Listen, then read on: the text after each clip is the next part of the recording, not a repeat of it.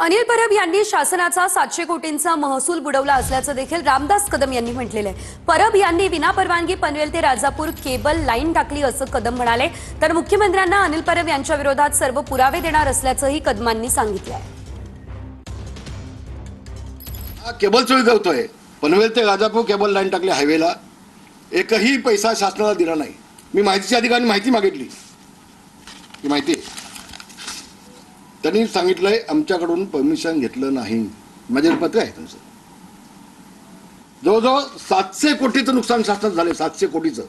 हा अनिल परब तर अशा शासनाच्या चोऱ्या करायच्या, शासनाला फसवायचं, बिल्डरांना फसवायचं, मराठी माणसाला फसवायचं, पैसा कमवायचा। मला वाटतं कदाचित तो पैसा कमवून उद्धव ठाकरेंना देतो काय, हा हे सगळं मुख्यमंत्र्यांना देतो आणि मुख्यमंत्री सांगतोय घे काय निर्णय घ्यायचा तो याच्या बाबतीमध्ये। अशा माणसाला ठेवणार का तुम्ही विधिमंडळामध्ये? मी घेणार